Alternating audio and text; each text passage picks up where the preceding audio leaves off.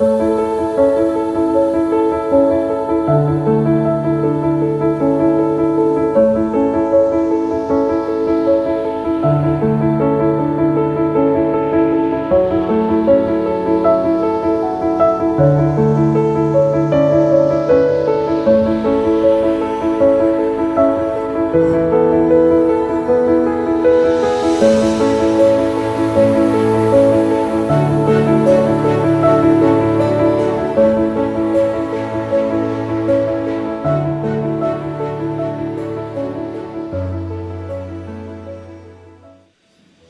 நாளிலும் கூட நம்ம இருதயத்தில் சுத்தம் உள்ளவர்கள் பாக்கியவான்கள். இருதய சுத்தம் என்றால் என்ன என்பதை பற்றி நாம் படித்து கொண்டு வருகிறோம். அதில் நம்ம நிறைய காரியங்கள் கடந்த வாரத்துக்கு முந்தின வாரத்தில் இருதயம் சுத்தமற்ற நிலையில் இருப்பதை நான் எப்படி அறிந்து கொள்வது, த சயின்ஸ் ஆஃப் இன்பியூர் ஹார்ட். இருதயம் சுத்தம் இல்லாவிட்டால் அது அதனுடைய அறிகுறிகள் என்ன, அதை தான் நம்ம போன வாரத்தில் பார்த்தோம். ஏன்னா தாவீது சங்கீதம் 66 நம்ம நினைவு இருக்கும்னு நினைக்கிறேன், நினைப்பூட்டுகிறேன். சங்கீதம் 66:18 என் இருதயத்தில் அக்கிரம சிந்தை கொண்டிருந்தேன், ஆனால் தேவன் எனக்கு செவிகொடார் என்று சொல்லுகிறார். இந்த சிந்தை, இந்த மாதிரி ஒரு காரியம் இருதயத்தை அசுசிப்படுத்துகிற, இருதயத்தை சுத்தமற்றதாக மாற்றுகின்ற காரியங்களிலே மிக முக்கியமான ஒன்று என்னன்னா, அது ஒரு இருள், அதாவது பிளைண்ட்னஸ். இருள்னா குருட்டுத்தனம்.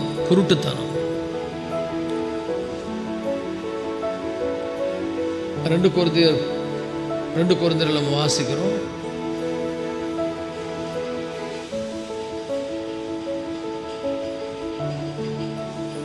கிறிஸ்துவனுடைய மகிமையான சுவிசேஷத்தினுடைய ஒளி அவிசுவாசிகளாகி அவர்களுக்கு பிரகாசமாக இராதபடி பிரபஞ்சத்தின் தேவனானவன் அவர்களுடைய கண்களை குருடாக்கினான். அப்போ நம்ம அப்படிப்பட்ட குருட்டாட்டத்திலிருந்து ஆண்டவர் நம்மை ஆச்சரியமான ஒளியிடத்துக்கு வரவழைத்திருக்கிறார். நம்ம மறுபடியும் குருட மாதிரியே நடக்கக்கூடாது. கண்ணு தெரிகிறவன் குருட மாதிரி நடந்தால் அது நல்லது கிடையாது. அப்போ கண்ணு தெரிகிறவன் குருட மாதிரி நடந்தால் என்ன சொல்லுவாங்கன்னா, என்னப்பா உனக்கு கண்ணு தெரியுதா இல்லையான்னு கேட்பாங்க. அப்போது நாம் இந்த உலகத்தில் ஆண்டுடைய பிள்ளைகள் நம்ம வெளிச்சத்தினத்துக்கு வந்திருக்கிறோம், தேவனுடைய பிள்ளைகளாய் மாறி இருக்கிறோம். அறியாமையின் இருளை தேவன் விலக்கி இருக்கிறார். அப்போ நம்ம உணரணும், என்னுடைய இருதயம் தூய்மையற்றதாக இருக்குதா, அது எப்படி இருக்குது என்பதற்கு 4 அறிகுறிகளை அது எப்படி இருதயத்தை பாதிக்கிறது என்பது குறித்து போன வாரத்தில் சொல்லும்போது, முதலாவதாக அறியாமையில் உள்ள இருதயம், த இக்னாரண்ட் ஹார்ட். அறியாமை என்ன பண்ணுதுன்னு சொன்னால், முதலாவது ஒரு ஆவிக்குரிய அறிவற்றவர்களாய் நம்மை மாற்றுகிறது. ஆவிக்குரிய அறிவு, நமக்கு ஆவிக்குரிய அறிவு ஆவிக்குரிய காரியங்கள் நமக்கு தெரியாது. ஸோ முதலாவது அது என்னென்னா அறியாமைன்னு சொன்னால் ஆண்டவரை பற்றி தெரிந்து கொள்ளாமல் நம்ம இஷ்டப்படி வாழ்வது, ஆண்டவருக்கு என்ன பிடிக்கும்னு தெரியாமல் நம்ம இஷ்டப்படி வாழ்வது தான் அறியாமை. இப்போ ஆண்டவர் என்ன விரும்புகிறார் என்பதை அறிந்து கொண்டால் அவர் இஷ்டப்படி நம்ம வாழ்வோம், அவர் என்ன சொல்லியிருக்கிறாரோ அதன்படி வாழ்வோம். ஸோ அந்த அறியாமை நீங்கணும். இந்த அறியாமை எப்படி இருக்குது என்பதை அறிந்து கொள்ள 4 அடையாளங்கள், 4 அறிகுறிகள் என்ன என்பதை பார்க்கும்போது, அதில் ஒன்று பார்த்திங்கன்னா,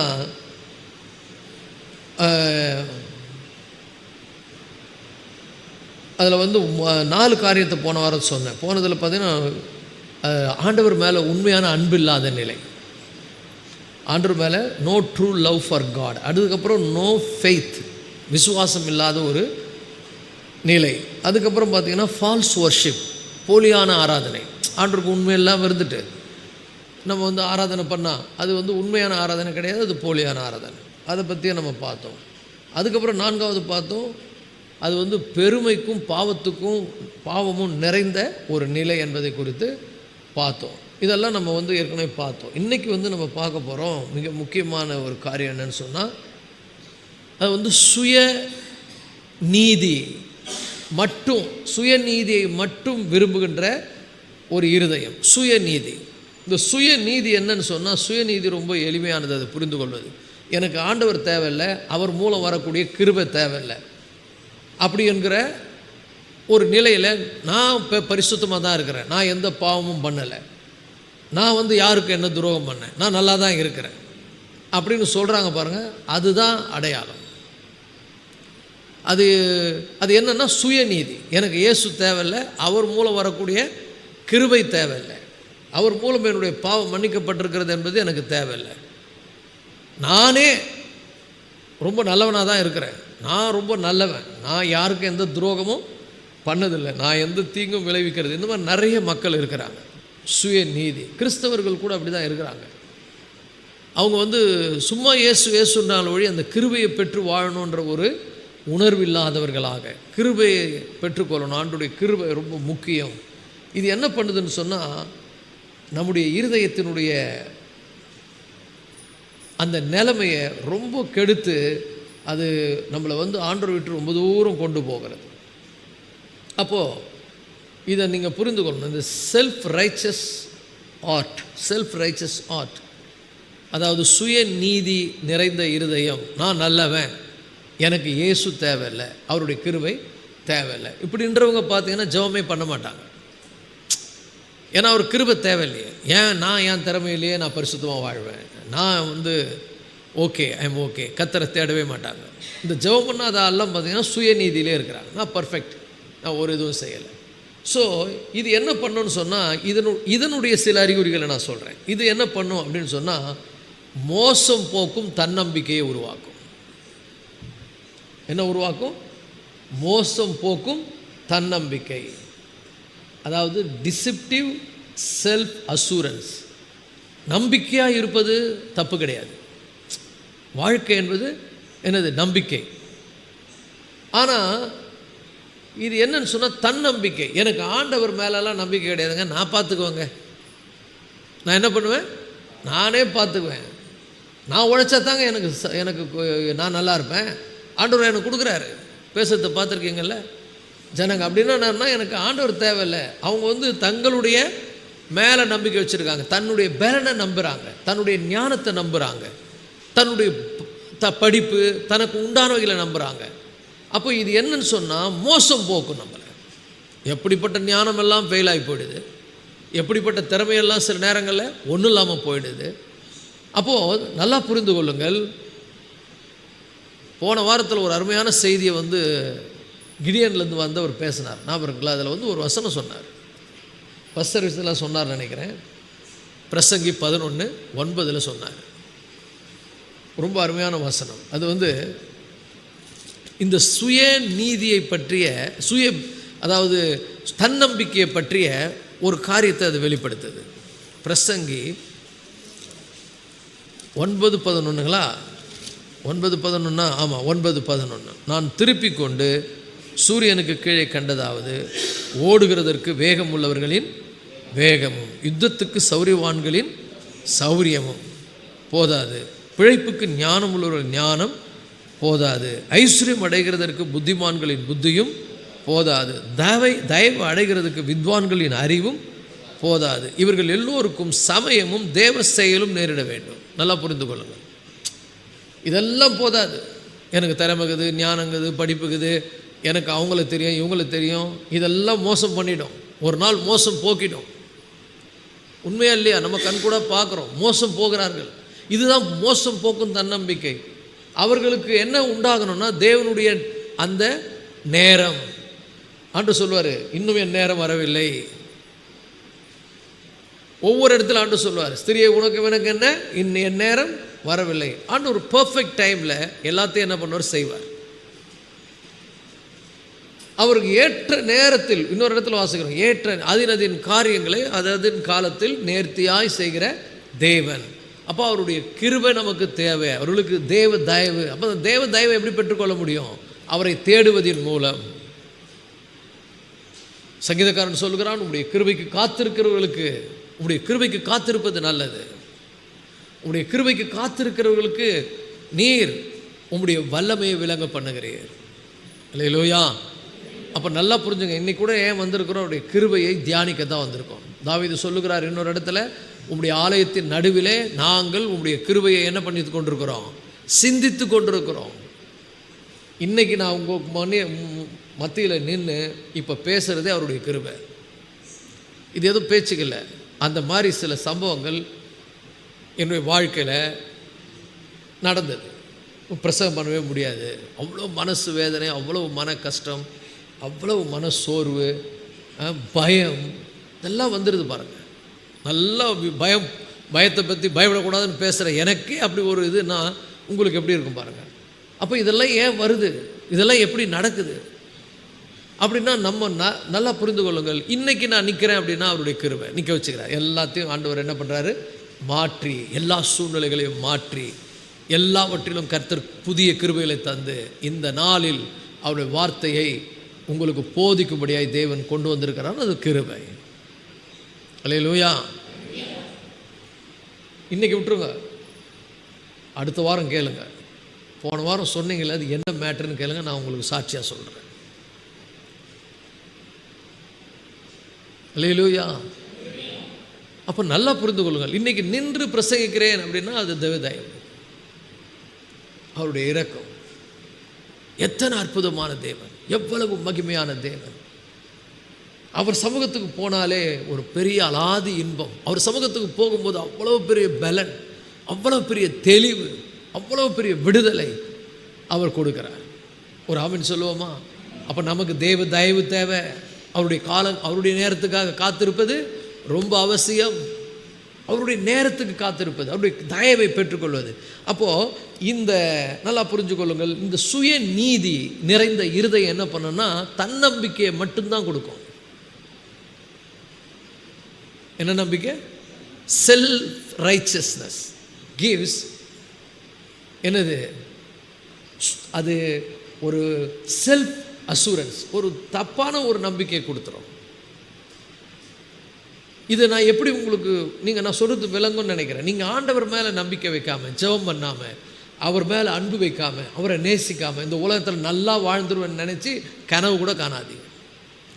உங்களுக்கு பலன் இருக்கலாம், பணம் இருக்கலாம், படிப்பு இருக்கலாம், உத்தியோகம் இருக்கலாம், உயர்வு இருக்கலாம், இதெல்லாம் ஒரு நாள் நம்மை மோசம் போக்கும்.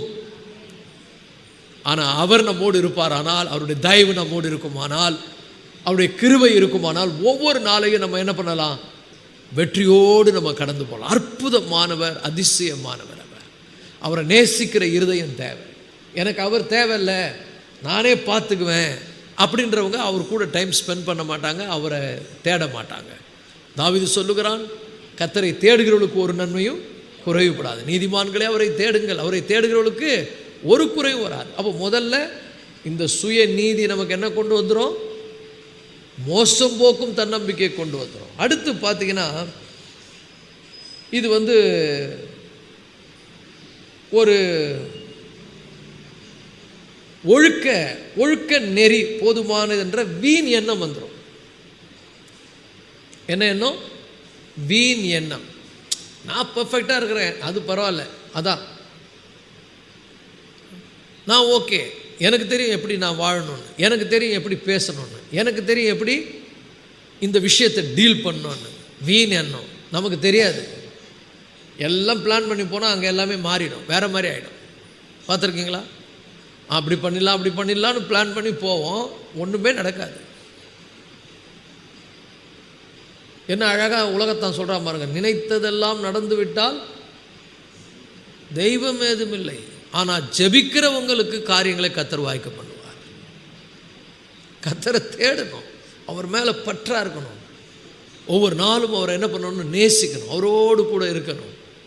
அவரோடு நம்ம இருந்தால் நம்மோடு அவர் இருப்பார். உண்மையாக நேசிக்கணும், ஏதோ ஆசீர்வாதத்துக்கும் நன்மைக்கும் அவரை தேடுவதல்ல. ஆண்டவரே, நான் உங்களை உண்மையாக நேசிக்கிறேன், இந்த உலகத்தில் சாட்சியாக இருக்கணும், உங்களை துக்கப்படுத்திடக்கூடாது, என்னுடைய பார்வை, என்னுடைய சிந்தை, என்னுடைய செயல்கள் எல்லாம் உங்களை பிரியப்படுத்துகிறதா இருக்கணும் அப்படின்னு ஆண்டவருக்காகவே வாழ்வது. நீங்கள் அவருக்காக வாழ்ந்தால் அவர் உங்களுக்காக என்ன பண்ணுவார்? வாழ்வார். அப்போ நல்லா புரிந்துக்க, எவ்வளோ பேர் பிளான் பண்ணுறாங்க, இதை பண்ணி இப்படி ஆகிடுவேன், அதை பண்ணி அப்படி ஆகிடுவேன், எப்படியும் ஆக முடியாது. வீண் என்னது? அவர் எனக்கு உதவி செய்யணும். அப்போ என்ன இந்த வீண் எண்ணம்? இந்த வீண் எண்ணத்தை என்ன சொல்லுவான்? உனக்கு திறமை இருக்குது, உனக்கு ஞானம் இருக்குது, உனக்கு அறிவு இருக்குது, நீ திட்டம் போடு. சில பேர்லாம் இரவெல்லாம் சிந்திப்பாங்க, பகலில் போய் அதை செய்யணும்னு போவாங்க, எல்லாமே நடக்காது, எதுவுமே நடக்காது. உங்களுக்கு அந்த அனுபவம் இருக்கா? எனக்கு இருக்குது. நைட்டெல்லாம் பிளான் பண்ணுறேன் இப்படி அப்படி இப்படின்னு போய் அந்த விஷயத்தை தோங்கும் போதே அது புஷ்ஷுன்னு போயிடும், நடக்காது. அதே நான் ஆண்டவர்கிட்ட சொல்லி ஜெபம் பண்ணி, ஆண்டவரே எனக்கு உதவி செய்யுங்க, எனக்கு கிருபை கொடுங்க, ஏன்னா நீங்கள் இல்லாமல் என்னால் இதை செய்ய முடியாது. அது என்னன்னா வீண் எண்ணம் கிடையாது. அவர் மேலே வைக்கிற எண்ணமெல்லாம் ஆசீர்வாதமான எண்ணம், அது வீணாவே போவாது. நீ அவரை தேடாமல் உன் சுய பலத்தில் ரொம்ப திட்டங்கள்லாம் போட்டு பிளான் பண்ணி நான் பண்ணிடுவேன்னா அது கண்டிப்பாக நடக்கவே நடக்காது. வீண் முயற்சி, வீண் முயற்சினா அதனால் ஒரு ஆசீர்வாதமும் கிடையாது. அப்போ இதெல்லாம் நம்ம தெளிவாக புரிந்து கொள்ளணும். கர்த்தருடைய பிள்ளைகள் நம்ம புரிந்து கொள்ளணும். ஒழுக்கம் நெறி போதுமானது என்ற வீண் எண்ணம். நான் பர்ஃபெக்டாக இருக்கிறேன், நான் கரெக்டாக போகிறேன், நான் கரெக்டாக கால்குலேஷன் பண்ணுறேன், நான் கரெக்டாக வாழுறேன். இல்லை, அவர் எனக்கு என்ன பண்ணணும்? அவர் மேலே நினைவாக இருப்பது, அவர் இல்லாமல் செய்ய மாட்டேன்னு நினைப்பது, அவரை தேடுவது, அது ரொம்ப முக்கியம். அடுத்தது பார்த்திங்கன்னா, இந்த வீண் எண்ணத்தை குறித்து நிறைய வசனம் இருக்குது. அதில் யோவான் 3:4 நிக்கதேமு பார்த்திங்கன்னா அப்படி தான் இருக்கார். நிக்கதேமு என்ன பண்ணுறாரு? அவர் அவர் காலத்தில் இந்த பலி செலுத்தணும், இந்த சடங்குகளை செய்யணும், இந்த இந்த இந்த தர்மம் பண்ணணும், தானம் பண்ணணும், இதெல்லாம் இருந்தது. அவர் அதன்படி எல்லாத்தையும் செய்தார், எல்லாத்தையும் அதன்படி செய்தார். யாராவது வாசிங்க, யோவானுக்கு எழுதின சுவிசேஷம் 3:4. அதற்கு நிக்கதேமு எப்படி பிறப்பான்? பிறக்க கூடுமோ என்றான்.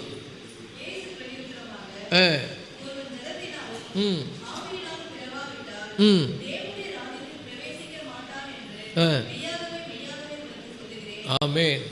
இது பாருங்க, இந்த இடத்துல ஆண்டவர் இன்னொரு விஷயமும் சொல்லுவார். இது எப்படின்னு நிக்கதேமுக்கே விளங்காது. இது எப்படி ஆண்டவரே அப்படின்னு குழப்பமாக அடைவார். அப்போ ஆண்டவர் சொல்லுவார், மோசேயானது வனாந்திரத்தில், மோசையின் மூலம் சர்ப்பமானது வனாந்திரத்தில் உயர்த்தப்பட்டது போல மனுஷகுமாரனும் தன்னை விசுவாசிக்கிறன் எவனோ அவன் கெட்டு போகாதபடி உயர்த்தப்பட வேண்டும். ஒரு ஆமென் சொல்லுவோமா? இப்போ மோசே மூலம் எல்லாம் பாம்பு கடித்து செத்துக்கின்னு இருக்காங்க. மோசே அவங்களுக்காக பரிந்து பேசுகிறார். அப்போ ஆண்டவர் சொல்கிறாரு, இதிலிருந்து ஒருத்தன் தப்பி காப்பாற்றப்படணும்னா அதே மாதிரி ஒரு பாம்பை வெண்கலத்தில் செய்து ஒரு கோலில் மாட்டி மேலே தூக்கி போய் நிறுத்து, ஒரு தூணில் நிறுத்து, எல்லாருக்கும் சொல்லு, பாம்பு கடித்தவன் எல்லாரையும் பார்த்து சொல்லு, யாராவது பாம்பு கடிச்சதுன்னா இதை மேலே இந்த இருக்கிற பாம்பை பாருங்கள், உங்கள் விஷம் இறங்கிடன்னா. இன்றைக்கி அப்படி சொன்னால் எப்படி இருக்கும் பாருங்கள். இப்போ வெறி நாய்க்கடி நம்ம ஊரில் ரேபிட், அது ஒரு வியாதி வருதுன்றாங்க. நாய் கடிச்சவொடனே நாய் மாதிரி ஒரு உருவம் செய்து நாயை முறைச்சிப்பார், விஷம் இறங்கினா என்ன சொல்லுவாங்க? நம்மளை லூஸாக இவங்க அப்படின்னு சொல்லுவாங்க. அப்போ மோசே அந்த காலத்தில் இந்த பாம்பை வெண்கல சர்ப்பத்தை நிறுத்தி அதை பாருன்னும் போது நல்லா புரிந்து கொள்ளுங்கள், இதுக்கு பரிகாரம் வேறு வழியே கிடையாது. வனாந்திரம், இந்த வனாந்திரத்தில் இதுக்கு பரிகாரம் கிடையாது. ஆனால் ஆண்டவர் சொல்கிறாரு, அவருடைய வார்த்தையை விசுவாசித்து பாரு. இல்லை மருந்து எதுனா போடணும், எதனா இலைகளை கசக்கி வைக்கலாமே, அதெல்லாம் கிடையாது. உன் முயற்சி அல்ல, விசுவாசம், அவரை நோக்கி பார்ப்பது. அப்போ நல்லா புரிந்து கொள்ளுங்கள், அவர்கள் அவரை நோக்கி பார்த்து பிரகாசம் அடைந்தார்கள், அவர்களுடைய முகங்கள் வெட்கப்படவில்லை. அப்போது இன்றைக்கி ஒவ்வொரு நாளும் நம்ம அவருடைய திருமுகத்தை தரிசிப்பது ரொம்ப ரொம்ப அவசியம். அவரை தேடுவது, அவருடைய முகத்தை தரிசிப்பது. கர்த்தர் தமது சமூகம் நமக்கு முன்னால் போகணும்னு சொல்லியிருக்கிறார். அவருடைய சமூகம் நமக்கு முன்னால் போகணும், அவருடைய பிரசனை நமக்கு முன்னால் போய் நம்மளை என்ன பண்ணணும்? வழி நடத்த வேண்டும். அப்போ நம்முடைய வழிகள் வாய்க்கும். அப்பொழுது நம்முடைய வழியை அவர் என்ன பண்ணுவார்? வாய்க்க பண்ணுவார். அப்போ ரொம்ப முக்கியமானது என்னது? நல்லா புரிந்து கொள்ளுங்கள், இந்த வீண் எண்ணத்தை விட்டு ஒழிவது, வீண் சிந்தை. தாவீது ஒரு இடத்துல சொல்லுகிறார் 119ஆம் சங்கீதத்தில், நான் வீணான எண்ணங்களை வெறுத்து உம்முடைய வேதத்தில் பிரியமாயிருக்கிறேன். ஒரு ஆமென் சொல்லுவோமா? வீண் எண்ணங்களை வெறுக்கிறேன். நிறைய வரும் பாருங்க நம்ம மைண்டில், அது இது எதுன்னு. அதெல்லாம் வெறுத்து உம்முடைய வேதத்தில் என்ன பண்ணுறேன்? பிரியமாயிருக்கிறேன். அது எவ்வளோ பெரிய ஆசீர்வாதமான பாருங்க. ஸோ இன்றைக்கி நான் உங்களுக்கு 2 விஷயம் சொல்லியிருக்கிறேன். ஒன்று மோசம் போக்கும் தன்னம்பிக்கை. 2 என்னது? வீண் எண்ணம். அது நம்ம திறமை, நம்முடைய அறிவை சார்ந்த வீண் எண்ணம். 3வது என்னன்னு சொன்னால்,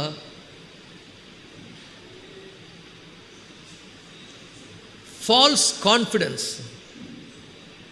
ஃபால்ஸ் கான்ஃபிடென்ஸ் என்ன தெரியுமா? அதுவும் பார்த்தீங்கன்னா இந்த தன்னம்பிக்கை மாதிரி தான். ஃபால்ஸ் கான்ஃபிடென்ஸ் அப்படின்னா தவறாக நம்ம நினைத்து கொண்டு இருப்பது, தவறான ஒரு உறுதி, தவறான ஒரு உறுதி. அது எப்படின்னு சொல்லி பார்க்கும்போது சில பேர் இருப்பாங்க பாருங்கள், ஒன்றும் இல்லை, நம்ம செய்ய வேண்டியதெல்லாம் செய்துட்டு ஆண்டவர்கிட்ட மன்னிப்பு கேட்டால் மன்னிச்சிடுவார், ஆண்டவர்கிட்ட மன்னிப்பு கேட்டால் மன்னிச்சிடுவார். இது ரொம்ப முட்டாள்தனம். அக்கிரமம் என்பது இதயத்தில் நல்லா புரிந்து கொள்ளுங்கள், இப்படிப்பட்ட உணர்வுகளை என்ன பண்ணணும்? ஏற்படுத்திவிடும். நீ ஒன்றும் இல்லை, நீ பண்ணிவிட்டு ஆண்டவர்கிட்ட மன்னிப்பு கேட்டால் மன்னிச்சிடுவார் அப்படின்ற ஒரு எண்ணம் வருது பாருங்கள், அது தவறு. நான் ஆண்டவரை துக்கப்படுத்தக்கூடாதுன்னு நினைக்கணும். நான் பண்ணிவிட்டு மன்னிப்பு கேட்கறது வேற, நான் பண்ணாமல் இருக்கணும்னு நினைக்கிறது வேற. நீங்கள் எத்தனை பேர் தெரியுமா, ஆண்டவர்கிட்ட நம்ம ஆண்டவர் மன்னிக்கிறவர், நம்ம ஆண்டவர் ரொம்ப நல்லவர், நான் தப்பு பண்ணால் கூட அவர் மன்னிச்சிடுவார், நான் பாவம் பண்ணிவிட்டு அவர்கிட்ட என்ன பண்ணுவேன்? மன்னிப்பு கேட்டால் உடனே மன்னிச்சிடுவார். இது என்ன தெரியுமா? Falls confidence. அவர் மன்னிக்கிறார், அது வேற. ஆனால் உன் இருதயம் எப்படி இருக்கணும்? இந்த மாதிரி அழுக்கு நிறைந்த இருதயமாக இருக்கக்கூடாது. உங்களுடைய இருதயம் எப்படி இருக்கணும்னா, நான் அவரை துக்கப்படுத்த மாட்டேன், அவருக்கு பிரியமாய் வாழ்வதே என்னுடைய நோக்கம். ஒரு வேளை தவறு நடந்துவிட்டால் நான் அவர்கிட்ட போனால் மன்னிப்பார், அது வேற. ஆனால் அந்த கான்ஃபிடென்ட்டில் இருக்கக்கூடாது. அதைத்தான் அப்போஸ்தலனாகிய பவுல் சொல்லுகிறார், கிருபை பெருகும்படி பாவத்தில் நிலை நிற்கலாம் என்று சொல்லலாமா? கூடாதே. பாவத்துக்கு மரித்த நாம் இனி அதில் எப்படி பிழைப்போம்? சில பேர் என்ன நினச்சுன்னுக்கிறாங்கன்னா, ரொம்ப முட்டாள்தனமான கான்ஃபிடென்ஸ் எல்லாம் இருக்கிறாங்க. எப்படி இருக்காங்கன்னா, நான் பண்ணிக்கினே இருப்பேன், கடைசி மினிட்டில் ஆண்டவர் வரத்துக்கு முன்னாடி மன்னிப்பு கேட்பேன், ஆண்டவர் வரத்துக்கு முன்னாடி மன்னிப்பு கேட்பேன். நீ நினைக்கிற ஓகே குட், அதுக்கு முன்னாடி உனக்கு மரணம் வந்துச்சுன்னா என்ன பண்ணுவேன்? சொல்ல முடியாது. அப்போ இதெல்லாம் என்னதுன்னா ஃபால்ஸ் கான்ஃபிடென்ட். நான் பண்ணுறதெல்லாம் பண்ணுவேன், டக்குன்னு ஆண்டவர்கிட்ட போய் சரண்டர் ஆகிடுவேன், சரி பண்ணிவிடுவார். இது இல்லை, நான் அவரை துக்கப்படுத்த மாட்டேன், நான் அவருக்கு பிரியமாக தான் என்ன பண்ணுவேன்? வாழ்வேன். என் வாழ்க்கை அவரை மகிழ்ச்சியாய் வைத்து கொள்ளுவது. ஒரு ஆமென் சொல்லுவோமா? அவர் எனக்காக தம்முடைய ஜீவனையே தந்தார். எத்தனை பேர் நம்புறீங்க அவர் உங்களுக்காக ஜீவனை தந்தார்? அவர் நமக்காக ஜீவனை தந்ததினால் அன்பு உண்டாயிருக்கிறது. நானும் அவருக்காக வாழ்வேன் என்கிற ஒரு உறுதியான தீர்மானம். அவரை துக்கப்படுத்தவே மாட்டேன். அப்போ நல்லா புரிந்து கொள்ளுங்கள், இந்த தவறான ஒரு என்ன சொல்லுவாங்கன்னா மனக்கோட்டை, சுத்த தமிழில் சொல்ல போனால் மனக்கோட்டை கட்டினுங்கிறாருன்றாங்களே. நான் பண்ணுவேன், ஆண்டவர் மன்னிச்சிடுவார், பண்ணுவேன், ஆண்டவர் மன்னிச்சிடுவார். நல்லா புரிஞ்சுக்க, மன்னிப்பார். அப்படி இருதயப்பட்ட இருதயம் உனக்கு தேவையில்லை. நான் அவருக்கு பிரியமாய் வாழ்வேன், அவருக்கு உண்மையாக இருப்பேன். ஹல்லேலூயா. ஏன்னா ஹல்லேலூயா வர மாட்டேந்தேன். ஹல்லேலூயா. அப்போ நல்லா புரிந்து கொள்ளுங்கள். சில பேர் என்ன பண்ணுவாங்கன்னா, எல்லாம் நான் சூப்பர் ஆகிட்டேன்னு வாங்க, சரியா எல்லாம், ஆனால் ஒரே ஒரு விஷயம் மட்டும் தாங்க இருக்குதுன்னு வாங்க. இந்த வேடன் ஒரு பறவையை பிடிக்கிறது கண்ணி வைக்கிறான் பாருங்களேன். 100 கண்ணி வைக்கிறான் இல்லை, ஒரே கண்ணி போதும். அந்த கண்ணியில் அது என்ன பண்ணும்? சிக்கிக்கொள்ளும். இன்றைக்கி பிசாசு கூட அப்படி தான். நிறைய பேர் நான் எல்லாம் ஓகே, இந்த ஒரு விஷயம் தான்வாங்க. இல்லை, அது ஆண்டவரை துக்கப்படுத்துதுன்னா அதை விட்டுடு. ஒரு சில பேர் சொன்னாங்க, மனுஷனாக பிறந்தா எதனா ஒன்று இருக்குன்னா இல்லை சார், அதனால் இந்த பழக்கம் எனக்கு இருக்குது சார்னுவாங்க. தப்பு. நீ மனுஷனாக பிறந்துக்கிற, உனக்கு புத்தி இருக்குது, நீ நாய் கிடையாது, கக்கினதையே போய் திரும்ப தின்னுறதுக்கு. நீ பன்றி கிடையாது, கழுவப்பட்ட ஒரு சேற்றிலே போய் அதில் உருளுவதற்கு. அப்போ நல்லா புரிந்து கொள்ளுங்கள், சுத்த இருதயத்தினுடைய அந்த ஒரு நிலை இதுதான். சுத்த இருதயத்தினுடைய நிலை என்ன? நான் அவருடைய பிள்ளை, நான் பிசாசனுடைய கண்ணியில் சிக்கிக்கொள்ள மாட்டேன்.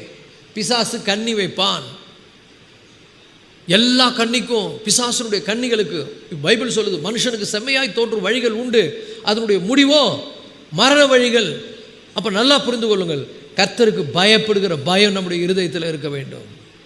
கர்த்தருக்கு பயந்து அவர் வழிகள் நடக்கிறவன் எவனோ சொல்ல மாட்டீங்களே, தூங்குறவங்களாம் சொல்லுங்க, கர்த்தருக்கு பயந்து அவர் வழிகள் நடக்கிறவன் எவனோ அவன். ஏன்னா தூங்கலன்னு காட்டுறீங்க, வீழ்ச்சிருக்கிறவங்களாம் சொல்லுங்க, கர்த்தருக்கு பயந்து அவர் வழிகள் நடக்கிறவன் எவன் அவன். வேதம் ரொம்ப தெளிவாக சொல்லுது. சங்கீதம் 23 சின்ன வயசுலேருந்தே படிக்கிறீங்க. அமர்ந்த தண்ணீர், பசும்புல் மேய்ச்சல், நீதியின் பாதை, அதை விட்டுரும் பாருங்க. நீதியின் பாதை, நம்முடைய பாதையே நீதியின் பாதை. என்னுடைய வழி உத்தமமான வழி, என்னுடைய வழி ஜீவனுக்கு போகிற வழி, நான் அதில் இடறி போக மாட்டேன். அப்போ நல்லா புரிந்து கொள்ளுங்கள், இன்னைக்கு சாத்தா என்ன பண்ணுறான்னு சொன்னால், எல்லாமே ஓகேப்பா, இது மட்டும் உனக்கு இருக்குது, பிரச்சனை இல்லைன்னுவான். கிடையாது, அதுதான் கஷ்டம். கண்ணி, அது பிசாசனுடைய கண்ணி.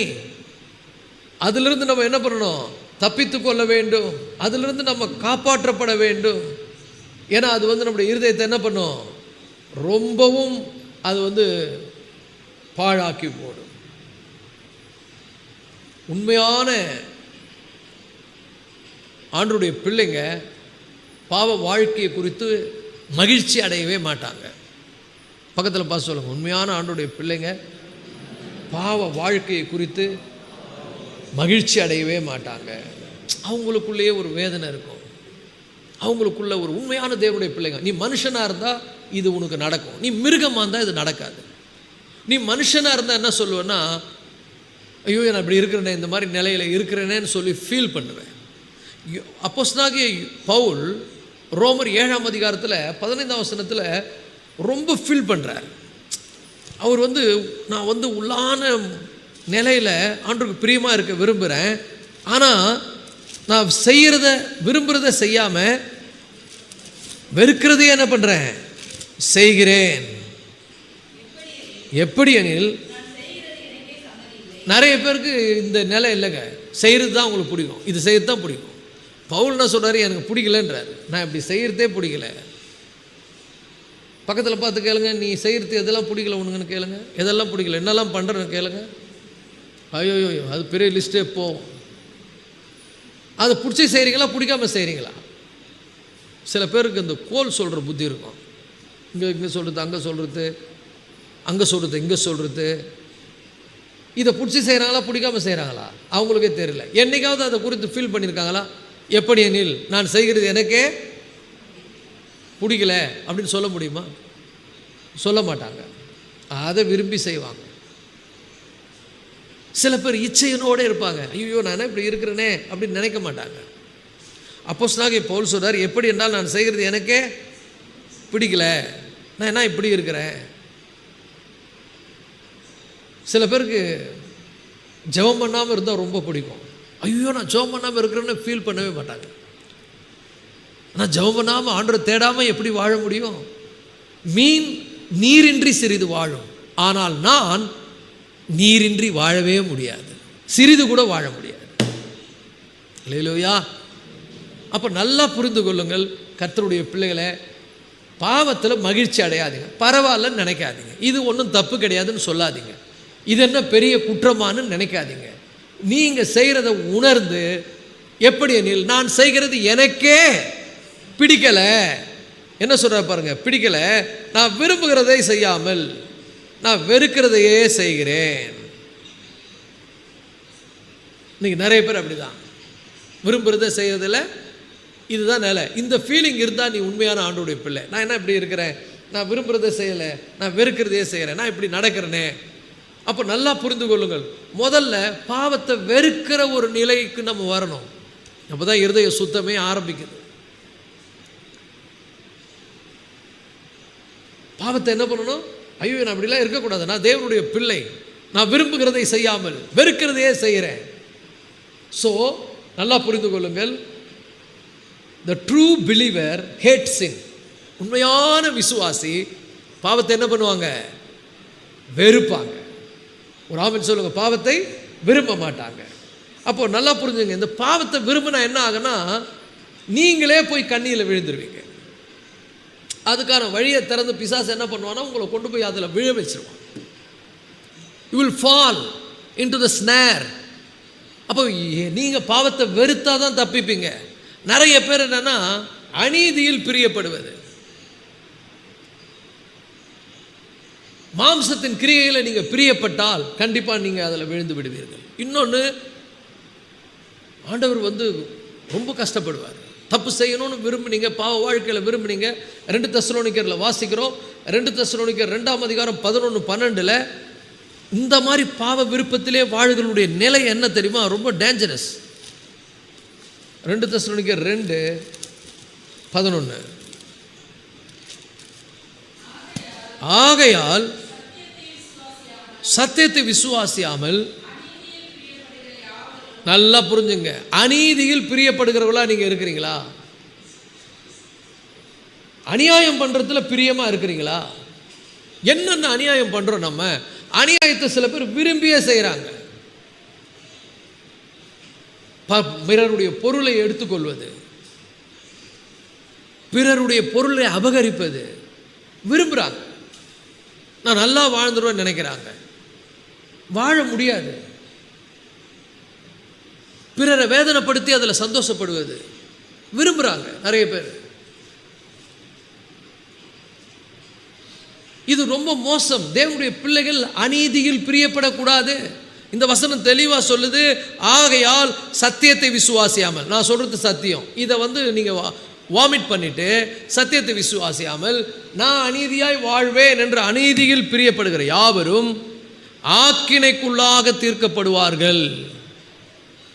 அப்போ அநீதியில் என்ன பண்ணக்கூடாது? பிரியப்படக்கூடாது. பக்கத்தில் பார்த்து சொல்லுங்க, தப்பு செய்ய விரும்பாத, பாவம் செய்ய விரும்பாத, பாவம் செய்ய தீவிரிக்காத. அது உன்னை எங்கே கொண்டு போய் நிறுத்தும்? வேற மாதிரி கடவுளே உன்னை கைவிட்டுற நிலைக்கு கொண்டு போயிடும். ஏன்னா 12ஆம் வசனத்தில் அதான் சொல்கிறார், அவர்கள் பொய்யை விசுவாசிக்கத்தக்கதாக கொடிய வஞ்சகத்தை தேவன் அவர்களுக்குள் அனுப்புவார். நீ இப்படியே பிரியப்பட்ட உன்னை விட்டுருவார் ஆண்டவர். நீ ஏசப்பாவுக்கு பிரியமாக வாழணும்னு நினைக்கணும், அவருக்கு பிரியமானதை செய்ய விரும்பணும். அப்படி செய்தால் அவர் உன்னை விடமாட்டார். அநீதியில் பிரியப்பட்டால், பொய்யை விசுவாசிக்கத்தக்கதாக தேவன் என்ன பண்ணுவார்? உங்களை விட்டு விடுவார். அந்த வசனம் சொல்லுது, அவர்கள் கொடிய வஞ்சகத்தை அவர்களுக்குள்ளே அனுப்புவார். ஆண்டவரே அனுப்புவாராம். அப்போ நல்லா புரிந்து கொள்ளுங்கள், இந்த காலை வேளையில் அவருக்கு பிரியமாக வாழ்வதே நம்முடைய நோக்கமாக இருக்க வேண்டும். அப்போ தான் அது சுத்த இருதயம். சுத்த இருதயம் என்ன சொல்லும்? அவருக்கு பிரியமாக வாழு. சுத்த இருதயம் என்ன சொல்லும்? அவரை தேடு. சுத்த இருதயம் என்ன சொல்லும்? அவர் இல்லாமல் நீ எதையும் சாதிக்க முடியாது. உனக்கு திறமை இருக்கலாம், அறிவு இருக்கலாம், ஆற்றல் எல்லாம் இருக்கலாம், அவர் இல்லாமல் எல்லாம் சொல்லுங்க, அவர் இல்லாமல் என் வாழ்க்கையில் ஒன்றும் நடக்காது. க்ளோரி, ஹல்லேலூயா. நடந்த எல்லாமே அவரால். இன்னைக்கு நான் இப்படி இருக்கிறதுக்கு காரணம் யாரு? அவர் தான். இன்னைக்கு என்ன நிற்க வச்சிருக்கிறது யாரு? அவர் தான். இன்னைக்கு நான் ஆரோக்கியமாக இருக்கிறதுக்கு காரணம் யாரு? அவரே. நான் இப்போ என்ன பண்ணணும்? அவருக்கு பிரியமாக வாழணும். நான் அவருக்கு பிரியமாக வாழ்வது தான் எனக்கு முக்கிய மொழிய, அநீதியில் பிரியப்படவே மாட்டேன். ஹல்லேலூயா, ஹல்லேலூயா. அடுத்தது ரொம்ப முக்கியமான ஒரு காரியம், பாவத்துக்கு என்ன பண்ணுவதுன்னா வாய்ப்புகளை ஏற்படுத்துவது. சில பேர்லாம் இருக்காங்க, பாவத்துக்கான வாய்ப்பை இவங்களே ஏற்படுத்துவாங்க. இப்படிலாம் பண்ணால் எப்படி நடக்கும்? எவ்வளோ ஒரு தப்பான மோசமான எண்ணம் பாருங்க. தப்பாய் திட்டமிடுவது, தப்பா பிளான் பண்ணுவது. நான் எப்படி பண்ணால் எனக்கு இது கிடைக்கும், நான் எப்படி பண்ணால் இது நடக்கும். தப்பான பிளானிங், பாவத்துக்கு வழியை ஏற்படுத்துவது. மேக்கிங் ப்ரொவிஷன் ஃபார் சின், பாவத்துக்கான சாத்தியக்கூறுகளை ஏற்படுத்துவது. இதெல்லாம் உங்கள் இருதயத்தை என்ன பண்ணும்? கரைப்படுத்தும். அதனால தான் பொல்லாங்காய் தோன்றுகிற எல்லாவற்றையும் விட்டு என்ன பண்ணுங்க, விலகுங்கள் என்று அப்போஸ்தலனாகிய பவுல் சொல்லுகிறார். அங்கேயே நிற்காதீங்க, அதையே பார்த்துக்கின்னு இருக்காதீங்க, அதையே சிந்திக்காதீங்க. நீங்கள் அதுக்கு வழியை உண்டு பண்ணுறீங்க. பக்கத்தில் பார்த்து சொல்லுங்கள், அதையே பார்க்காதீங்க, அதையே சிந்திக்காதீங்க, அங்கேயே நிற்காதீங்க, விட்டுட்டு ஓடுங்க. நம்மால் அப்படியே பார்த்துனுங்கிறான், அதை கற்பனை பண்ணுறான், அதை இமேஜின் பண்ணுறான், அதை என்ஜாய் பண்ணுறான். அப்போ என்ன ஆகும்? பிசாசு உன்னை வந்து அவ்வளோதான், நீ பாவத்துக்கு என்ன பண்ணுற வழியை you are making provision for sin. நீ பாவத்துக்கான வழி என்ன பண்ணுற, ஏற்படுத்துகிற. ரோமர் 13:14 எடுங்க. ரோமர் 13:14 அப்போஸ்தலனாகிய பவுல் சொல்லுகிற காரியங்களை பாருங்க. ரோமர் 13:14 துர்ரீச்சைகளுக்கு இடமாக உடலை பேலாமல் இருந்து கர்த்தராகிய இயேசு கிறிஸ்துவை என்ன பண்ணுங்க, தரித்து கொள்ளுங்கள். யாரோ ஒருத்தர் நம்ம லாங்குவேஜ் இன்றைக்கி நம்ம காலங்களில் சொல்கிறேன், இன்றைக்கி குடும்பங்கள்லாம் கெட்டு போகுது, குடும்பங்கள்லாம் நாசமாகுது, குடும்பம் சிதைக்கப்படுகிறது. என்னன்னா செல்ஃபோன், வாட்ஸ்அப்பில் யாரோ ஒருத்தர் மெசேஜ் அனுப்புகிறார், ஹாய், உடனே இது யார் இன்னா யோசிக்கிறது, இதை எப்படி தெரிஞ்சுக்கிறது, ஆனா பொண்ணா, வயசுன்னா, கல்யாணம் ஆயிடுச்சா ஆவலியா, இதெல்லாம் தேவையா உனக்கு? போய் தேவையில்லாமல் கண்ணியில் என்ன பண்ணாத சொல்லுங்க. நடக்குதா இல்லையா? இன்னைக்கு பேப்பரில் படிங்க செய்தியெல்லாம். மேக்கிங் ப்ரொவிஷன் ஃபார் சின், பாவத்துக்கான வழியை நம்மளே உண்டாக்குவது. நம்ம எல்லாவற்றிலும் சுத்தமுள்ளவர்களாக இருக்கணும், பரிசுத்தமாக இருக்கணும், ஆண்டவருக்கு பிரியமாக இருக்கணும். அதுதான் நம்முடைய நோக்கமாக இருக்கணும். ஒரு இடத்துல தப்பு நடக்கிறதுக்கு நம்ம இடம் கொடுக்கக்கூடாது, நம்ம வழியை திறக்கக்கூடாது, நம்ம ரொம்ப ஞானமாக நடக்கணும். ஏன்னா நம்ம யாரு? இயேசுவின் இரத்தத்தினால் கழுவப்பட்டவர்கள். ஹல்லேலூயா. நம்முடைய இருதயம் சுத்த இருதயமாக இருக்கணும்னா ரொம்ப ஜாக்கிரதையாக இருக்கணும். யாராவது உங்களை தூண்டுவாங்க, யாராவது உங்களை என்ன பண்ணுவாங்க, வலையில் விழ பார்ப்பாங்க, ஏதோ உங்களை அப்படியே உங்களை அட்ராக்ட் பண்ணும். பைபிளில் சில விஷயங்கள் ஆண்டவர் எழுதியிருக்கிறாரு. அம்மோன்னு ஒருத்தன் இருந்தான், தாவீதுடைய பையன். அவன் தன்னுடைய சொந்த சகோதரி மேலே தப்பான எண்ணம் கொள்கிறான். எண்ணம் கொண்டு என்ன பண்ணுறான், அதில் வந்து அவன் வீக் ஆகிறான். எவ்வளோ ஒரு கேவலமான காரியம் பாருங்கள். இன்றைக்கி நிறைய பேர் தப்பான எண்ணத்தினால என்ன பண்ணுறாங்கன்னா ஏக்கம் கொள்கிறாங்க. தப்பான எண்ணங்கள் அவன் மைண்டில் போயிட்டு அதை செய்யணும் செய்யணும் செய்யணும், அது வந்து ரொம்ப முக்கியம், அது ரொம்ப எனக்கு ரொம்ப பிரியணும், அதிலே ஏக்கம் கொள்கிறாங்க. ஒருத்தன் அவன் ஃப்ரெண்டு ஒருத்தன் வரான், அவன் சொல்கிறான், நீ வந்து என்ன பண்ணு, வியாதிக்காரனமாலே படுத்துக்கோ, படுத்துக்கிறேன்னா உங்கள் அப்பா வருவார், வந்தபோது என்ன பண்ணு, உங்கள் சகோதரி வந்து உனக்கு சமைச்சு கொடுக்கணும்னு சொல்லு. அப்போ சமைச்சு கொடுக்கும்போது நீ அவளை வந்து பலாத்காரம் பண்ணு. இதுதான் பாவம் செய்கிறதுக்கு வழியை உண்டு பண்ணுறான் பாருங்க. இன்றைக்கி எத்தனை பேர் தெரியுமா இந்த அருவருப்பான காரியங்களை செய்கிறாங்க, பாவம் செய்கிறதுக்கான அவங்களே உருவாக்குறாங்க. அங்கேயே நிற்கிறது, அதையே யோசிக்கிறது, அந்த ஃபோன்லேயே பேசிக்கின்னு இருக்கிறது. தவறான ஆகாத சம்பாஷணைகள் நல்லொழுக்கங்கள் என்ன பண்ணும், கெடுக்கும். யாராவது தப்பாக பேசுகிறான்னா உடனே அவாய்ட் பண்ணுங்கள். தப்பான மெசேஜா உடனே அவாய்ட் பண்ணுங்கள். அதை போய் இப்போ தொடுவது, அதை போய் அதை வந்து பார்ப்பது, இது ரொம்ப டேஞ்சரஸ். நீங்கள் கவனிங்க. இதுலேயே இன்னொரு ஆப்போசிட் ஆளை சொல்கிறேன், யோசேப்பு. அவனுக்கு இன்னொருத்தர் வழியை உண்டு பண்ணுறாங்க பாவம் செய்கிறதுக்கு. உங்களுக்கு தெரியும், போர்த்திபாருடைய மனைவி எல்லாம் டைம் பார்க்குறா, அவங்க வீட்டுக்கார வீட்டில் இல்லை, நல்ல ஒரு சுச்சுவேஷனு எல்லாம் பார்த்து யோசேப்புக்கு அவள் வந்து ஒரு அழைப்பு கொடுக்குறான். இன்னும் சொல்லப்போனால் பலவந்தம் பண்ணுகிறாள். யோசேப்பு என்ன பண்ணார், சான்ஸை மிஸ் பண்ணக்கூடாதுன்னாரா? ஐயோயோ எம்மா, இங்கே யாரும் இல்லை, ஆனால் இங்கே எல்லாரையும் பார்க்குற ஒருத்தர் இருக்கிறார். நான் ஆமேனே வரமாட்டேன்.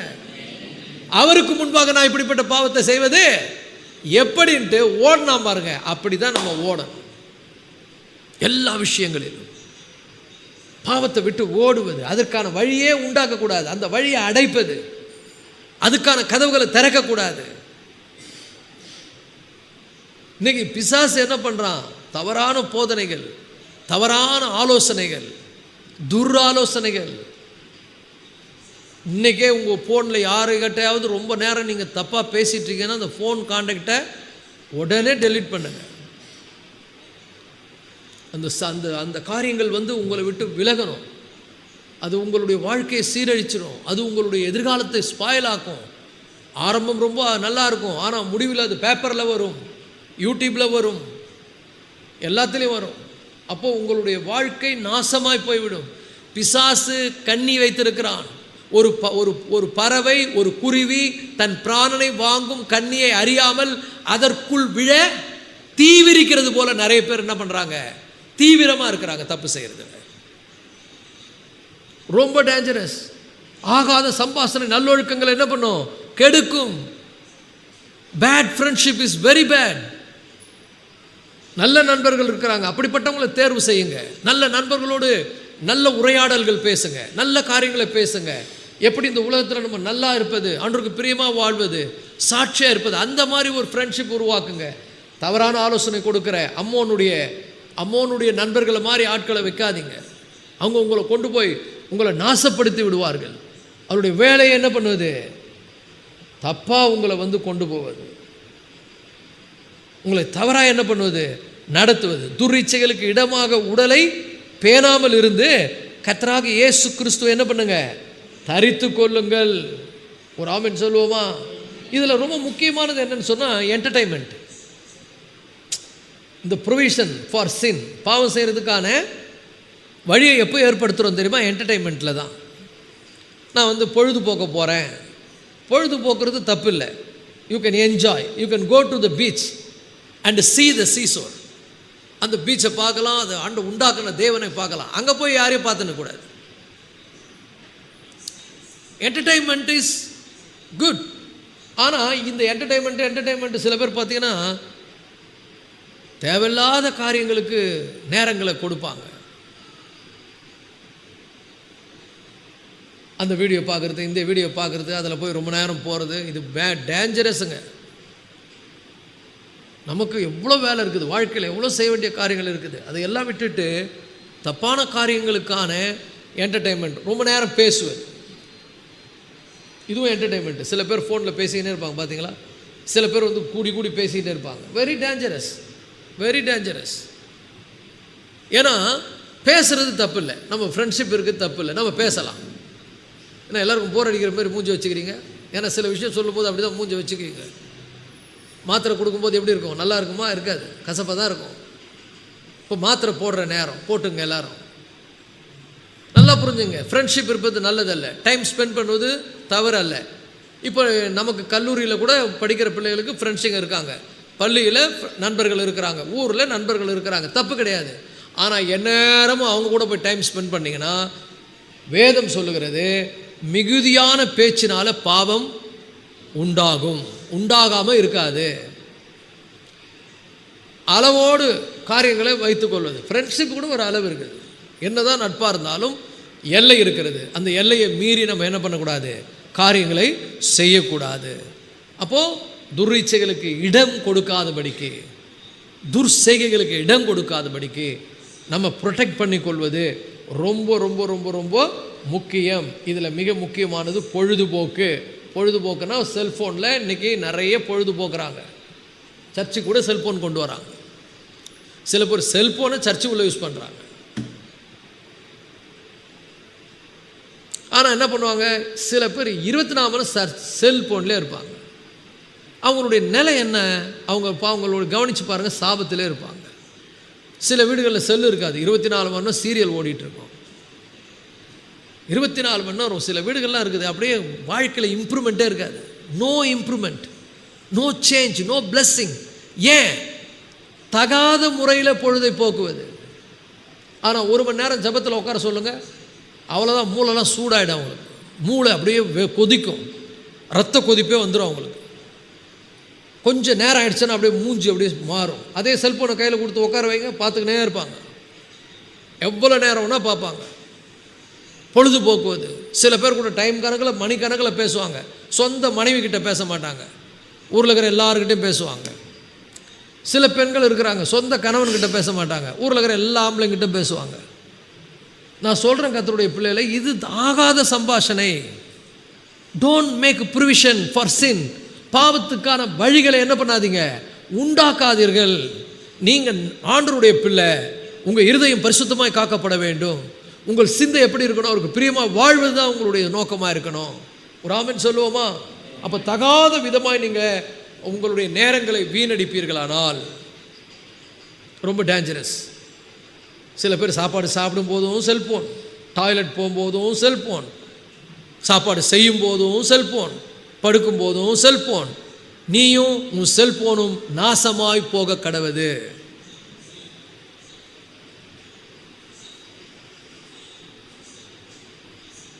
நான் சபிக்கிறேன், இங்கேருந்து சபிக்கிறேன். இந்த மாதிரி ஃபோன் என்பது ரொம்ப நல்லது, அது ஒன்றும் தப்பு கிடையாது. ஆனால் அதை தகாத விதமாக நீங்கள் பயன்படுத்தீர்களானால் நீங்களும் உங்கள் ஃபோனும் சபிக்கப்பட கடவுது. இதெல்லாம் என்ன பண்ணுவது? பாவத்துக்கான வழிகளை நானே ஏற்படுத்தி கொள்வது. பாவம் செய்வதற்கான ரூட்டை நான் போடுறேன். It's very dangerous. கர்த்தருடைய பிள்ளைகளே, இதனால் என்னுடைய இருதயம் என்ன ஆகிறது? பொல்யூஷன் ஆகிறது. என்னுடைய இருதயம் அசுத்தமாகிறது. என் இருதயம் கரைபட்டு போகிறது. அப்போ இருதயம் கரைபட்டு போனால் என்ன நடக்கும்? என் இருதயத்தில் அக்கிரம சிந்தை கொண்டிருந்தேன், ஆனால் தேவன் என் விண்ணப்பத்திற்கு செவி கொடுக்க மாட்டார். இருதயத்தில் சுத்தம் உள்ளவர்கள் பாக்கியவான்கள், அவர்கள் தேவனை தரிசிப்பார்கள். தாவீதை போல சுத்த இருதயத்தை நிலை சிருஷ்டியும், நிலைவரமான ஆவியை உள்ளத்தில் புதுப்பியும். ஹல்லேலூயா. இந்த காலை வேளையில கர்த்தருடைய பிள்ளைகளை இவ்வளவு காரியங்களை சொல்லிக் கொண்டிருக்கிறேன். இதில் ஏதாவது ஒரு காரியம் உங்களில் யாருக்காவது இருக்குமானால் நீங்கள் மனம் திரும்ப வேண்டும் என்பதுதான் இந்த காலை வேளையில தேவன் உங்களுக்கு கொடுக்கிற எச்சரிக்கை. மனம் திரும்புங்கள், பரலோக ராஜ்யம் சமீபமாக இருக்கிறது.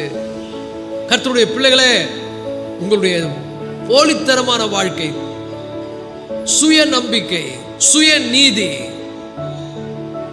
உங்க மனசை கெடுக்கக்கூடிய காரியங்கள், இது எல்லாவற்றையும் விட்டு ஓயுங்கள். அப்புறம் பாருங்க கர்த்தர் உங்களை எப்படி ஆசீர்வதிக்கிறார், உங்க வாழ்க்கை எப்படி இருக்குது. வராதபடிக்கு சொல்லப்பட்ட எல்லா காரியங்களையும், என்னெல்லாம் இருக்குது எனக்குள்ள, இதெல்லாம் என்னுடைய இருதயத்தை அழுக்காக்குறது, அது எல்லாம் நான் கர்த்தருக்கு முன்னால் அறிக்கையிடுவோம். எல்லாரும் எழுந்திருப்போது காலை வேளையில கர்த்தரை நோக்கி பார்ப்போம். ஹல்லேலூயா. நல்ல தகப்பனே, எங்களுக்கு இப்படி ஒரு நல்ல வாய்ப்பை கொடுத்ததற்காக ஸ்தோத்திரம். உங்க சமூகத்துல தரித்திருப்பது எவ்வளவு நல்லதப்பா. உங்களுடைய சமூகத்துல தரித்திருப்பது எவ்வளவு நல்லது. உம்முடைய சமூகம் என்னுடைய சந்தோஷம். ஹல்லேலூயா. உம்முடைய சந்தோஷத்துல, உம்முடைய சமூகத்துல ஆண்டவரே நித்திய பேரின்பம் உண்டு என்று தாவீது சொல்லுகிறார். உம்முடைய சமூகம் எங்களுக்கு போதும் ஆண்டவரே. உம்முடைய பிரசன்னம் எங்களுக்கு போதும் ஆண்டவரே. இந்த உலகத்தில் நாங்கள் ஆண்டவரே தொலைந்து போகாதபடி ஆண்டவரே, காணாமல் போன ஆட்டை போல நான் வழி தப்பி போனேன், உம்முடைய அடியானை தேடுவீராக என்று தாவீது ஜெபிப்பது போல இன்னைக்கு நாங்கள் ஜெபம் பண்றோம் ஆண்டவரே. உங்களை விட்டு நாங்கள் பின்மாற்றம் அடைந்து உலகத்து பின்னாலே, ஆசாபாசங்களுக்கு பின்னாலே, சிற்றின்பங்களுக்கு பின்னாலே, இந்த உலகம் காண்பிக்கிற தவறான பாதைகளுக்கு பின்னாலே நாங்கள் போய் தொலைந்து போகாதபடி கர்த்தர் பாதுகாத்துக் கொள்ளுங்கப்பா. சபையை சுத்திகரிங்கப்பா. அநேகர் பின்மாற்றத்துக்குள்ள போய் விக்கிரக வழிபாடுகளே போயிட்டாங்கப்பா. அவங்க எல்லாம் பார்க்கும்போது பரிதாபமா இருக்கிறது ஆண்டவரே.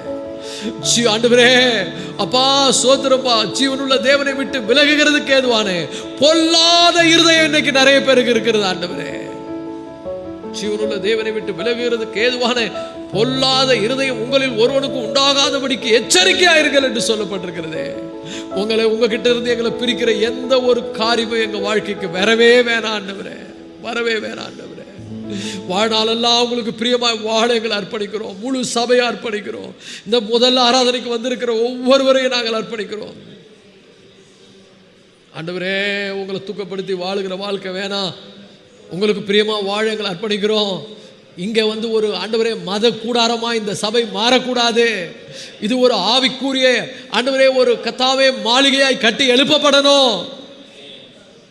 எங்களுடைய ஆலயம் ஒரு மத கூடாரமாய் மாறி போகக்கூடாது ஆண்டவரே. இதை ஒரு ஆவிக்குரிய மாளிகையாய் ஜீவனுள்ள கற்களை போல கட்டி எழுப்புவீராகப்பா. எங்களை கட்டி எழுப்புங்கப்பா, எங்களை கட்டி எழுப்புங்க ஆண்டவரே, எங்களை கட்டி எழுப்புங்க. இந்த காலங்களில் எங்களை பலப்படுத்துங்க. வந்த பிள்ளைகளுக்கு உணர்வுள்ள இருதயத்தை கொடுங்க. இன்னைக்கு நான் வந்தது நல்லது என்று காணட்டும். சத்தியத்தை கேட்டு அதை ஆண்டவரே அசட்டை பண்ணாதபடிக்கு சத்தியத்தில் நடக்க உதவி செய்யுங்கப்பா. எங்களை வழி நடத்துங்க ஆண்டவரே. எங்கள் மீது உங்களுடைய கிருபை பெருகட்டும்.